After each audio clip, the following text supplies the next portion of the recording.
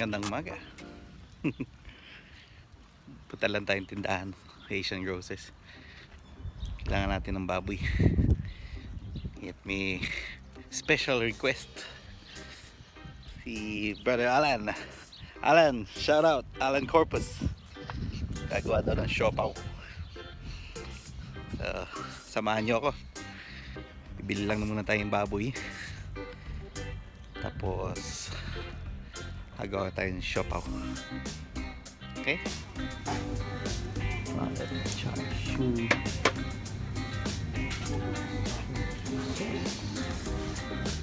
Is it possible to get 1 kilo of the leg of the pork? Yeah? Just one piece, yeah. The one in front. Thank you. There. Ayan. Nakapamili na tayo ng grocery natin.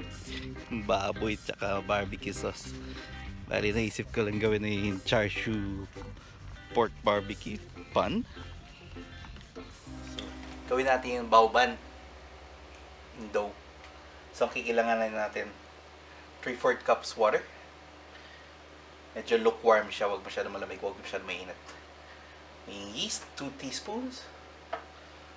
All-purpose flour, 2.5 cups. 1 teaspoon of baking powder. 3 tablespoons of white sugar. And then 2 tablespoons of vegetable shortening. And then a pinch of salt. So paghahalo-halo lang natin na muna yung dry. So lagyan natin yung yeast. So ang ginagamit kong yeast is instant dry yeast. So hindi ko na kailangan yung bloom din to. Kung gagamit kayo ng fresh yeast, bali double the quantity ng dry yeast ang gagamitin mo. So ang pinasok ko yung baking powder, 1 teaspoon. And then sugar, 3 tablespoons. And then a pinch of salt. Mamaya na natin ilalagay yung vegetable shortening natin. Halo lang muna natin to. Tapos lagyan natin yung water. So i-combine lang natin siya. Hanggang sa pwede na natin i-knead sa table. Okay. Lagyan natin yung shortening natin.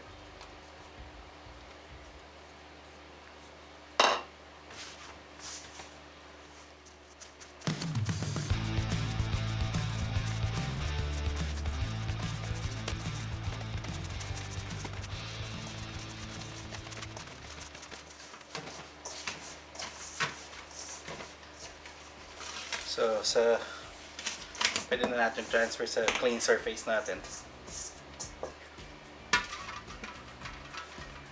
Need lang natin yung dough. Dough. A deer. A female deer.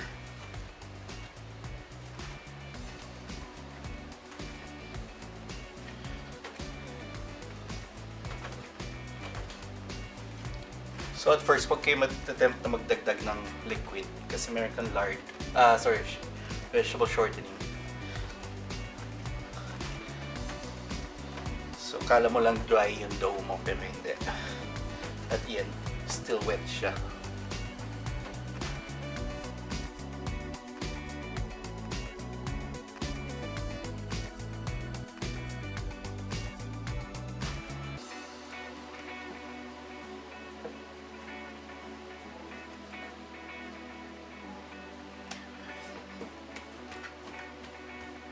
Malapit na yung dough natin. Yung smooth na siya.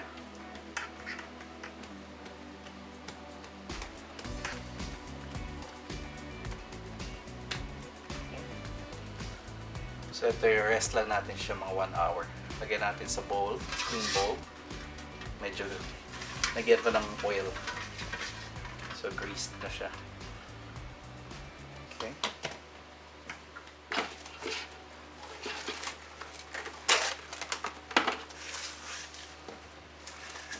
Lagyan na natin cling film.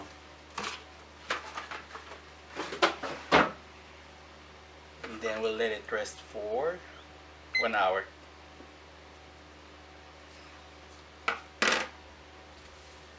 As usual, takpan na natin. Okay. So we'll start with making our pork filling first, the pork barbecue. We'll use 1 onion, some garlic, let's say about 2 garlic cloves, and I'm using pork leg.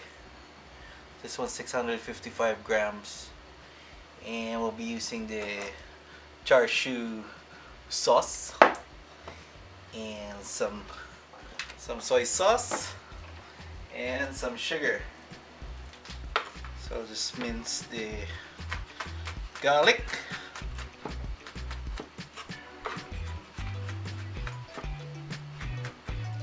I'll just set that.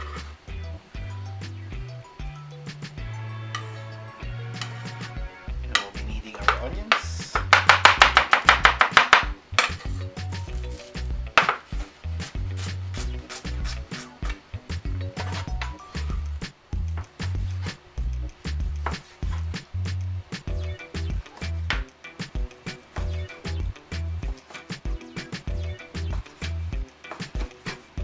So what I did is diced them into smaller pieces.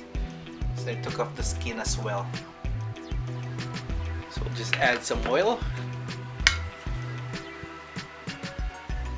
So we'll saute first the onions and then the garlic after.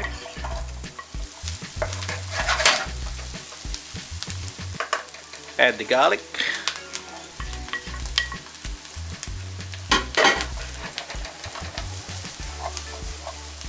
Just let it sweat and the garlic. And then we'll add the pork.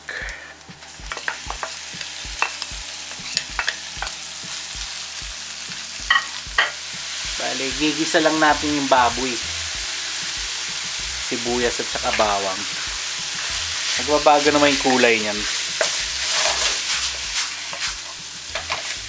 Kaya mo lang maluto. So from this, mag-add tayo ng 1 tablespoon ng sugar.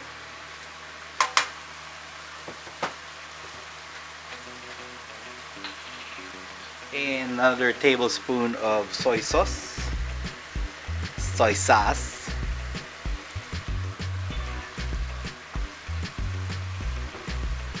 And char siu sauce. Lagay tayo ng 4 tablespoons. Ito yung magiging stuffing ng siopao natin. Okay? From here, lagay tayo ng half cup ng water.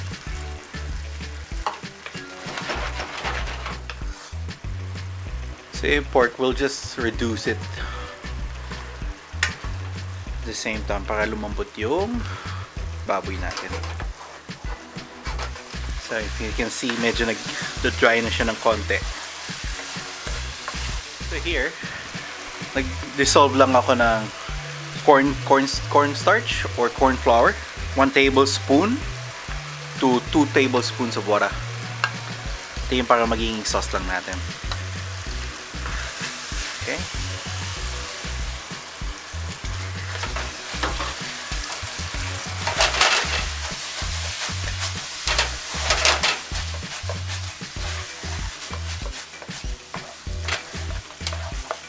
I can see ito yung consistency na hinahanap natin. Medyo dry para hindi masyadong soggy. Let this cool down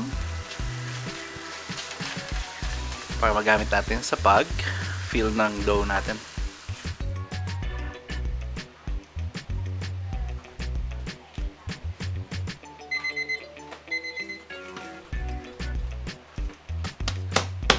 So just deflate that.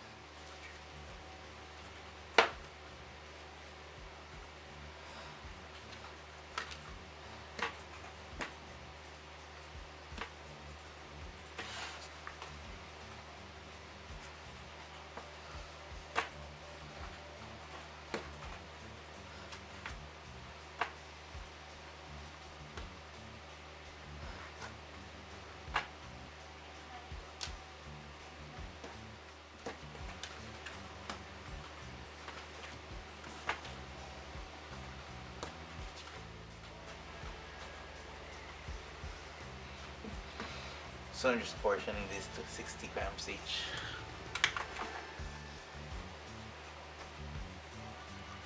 I-ball natin much.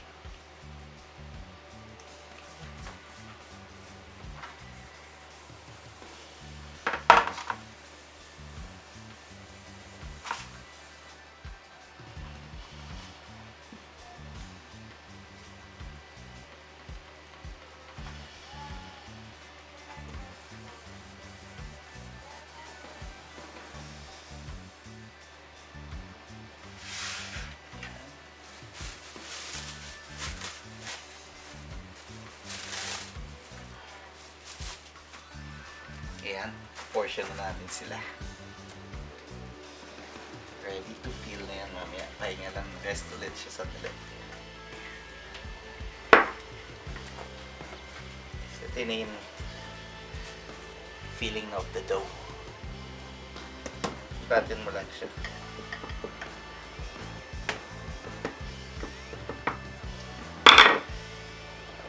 Probably hanggang sa yung kasing laki ng palm of your hand. Ganyan ka-thick. So, tapos yung mga edges mo, yan ang lilit. Paninipisin mo.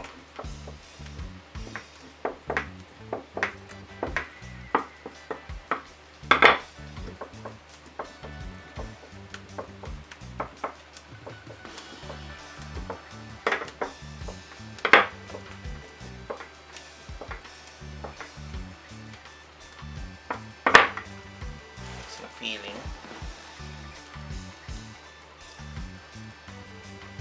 Gamit ko 1 tablespoon na scooper. Heaps. Heaping siya.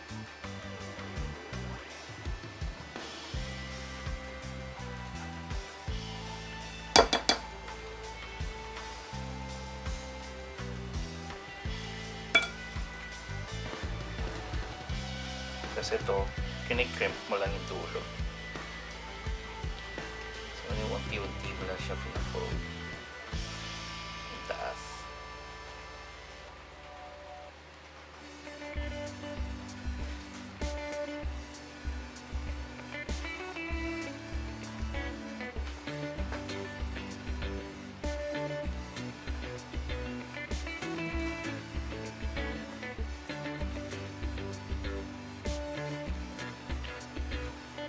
Okay.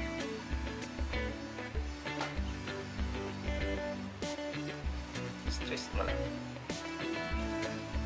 Lagyan mo ng paper sa ilalim.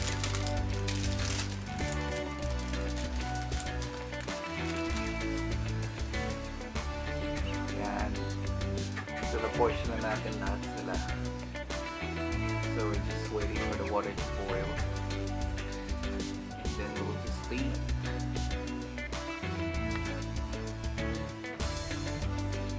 So, steam natin siya for about 15 to 20 minutes.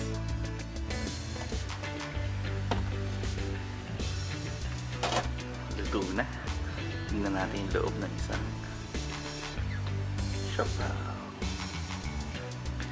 Ooh, very nice.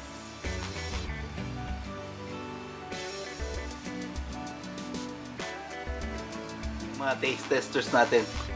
Titingnan natin kung anong verdict nila.